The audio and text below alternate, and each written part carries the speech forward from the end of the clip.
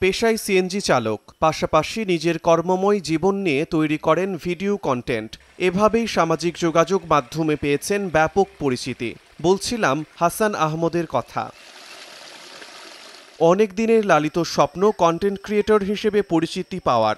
এ সফলতা অর্জন করতে গিয়ে পোড়াতে হয়েছে অনেক কাঠখড়। বন্ধু বান্ধব থেকে শুরু করে পাড়া প্রতিবেশীর কাছেও একসময় ছিলেন হাসি ঠাট্টার পাত্র।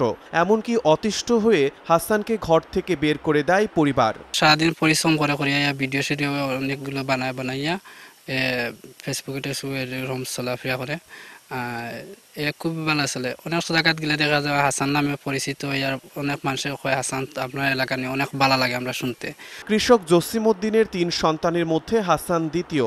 বাবা মায়ের ইচ্ছা ছিল ছেলে সরকারি চাকরি করবে, কিন্তু স্কুলে পড়া অবস্থায় তার কন্টেন্ট ক্রিয়েটর হওয়ার স্বপ্ন জাগে।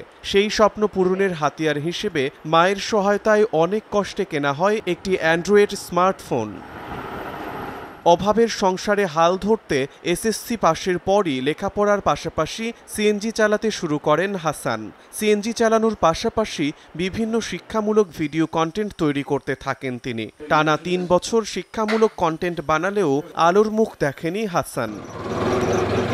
এক পর্যায়ে শিক্ষামূলক কন্টেন্ট বাদ দিয়ে সিএনজি চালাতে গিয়ে সারাদিনে যা করেন সেসব নিয়ে কন্টেন্ট বানাতে শুরু করেন।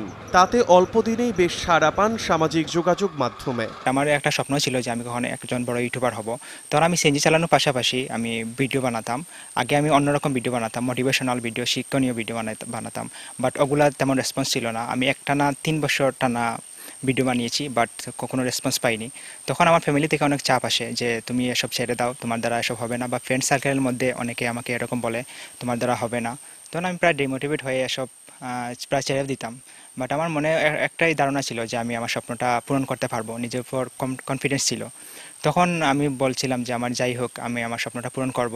বর্তমানে আমার ফাইন্যান্সিয়াল প্রবলেমের জন্য আমাকে সিএনজি চালাতে হয় এবং ব্লগিং করতে হয়, যার কারণে আমি অতটা কোয়ালিটিফুল ভিডিও দিতে পারতেছি না। বাট আমার ফিউচার প্ল্যান হলো যখন আমার কাছে কিছু টাকা আসবে তখন আমার ব্লগিংটা আরও ইমপ্রুভ করব বা আমার ক্যামেরা কিনবো, ভালো কোয়ালিটিফুল ব্লগ দেওয়ার চেষ্টা করব। আর এখন আমার ড্রিমস হলো যে আমি ব্লগিংয়ের মাধ্যমে কিছু করা। সফলতা ওইখানে আসছে যে আমি এখন ব্লগিংয়ের মাধ্যমে কিছু টাকা ইনকাম করতে পারতেছি। আর আমার ফ্যামিলি বা আত্মীয় স্বজন বা গ্রামের যে সকল মানুষ ছিলেন ওনারা এসব বিশ্বাস করতেন না যে ব্লগিং বা ভিডিও করে মানে টাকা ইনকাম করা যায়। ওইরকম কারো ধারণা ছিল না। মানে ফার্স্ট টাইম আমি এই ধারণাটা সবার চেঞ্জ করেছি। মানে এখন সবাই আমার উপর ট্রাস্ট করতেছে যে না, অনলাইন থেকে টাকা আসে বা টাকা ইনকাম করা যায়। এর মধ্যে তার নিজ সামাজিক যোগাযোগ মাধ্যম থেকে অর্থ উপার্জন শুরু হয়েছে। সন্তান তার পছন্দের কাজে সফল হওয়ায় খুশি বাবা মা। এখানে স্বপ্ন আছেন লেখাপড়া হইয়া বড় হইতে, এখন লেখাপড়া হইয়া যখন বড় হইতে আসেন না, এখন দেখা যাক তাই যে লাইনে আছেন ও লাইনে আল্লাহ একটা জো করেন না। খালি মোবাইল ল্যাপটপ লইয়া করেন আমার খুব বাকি কষ্ট লাগে যে ইটা না করিয়া তুমি হয় লেখাপড়া করো আর গাড়ি চালাও।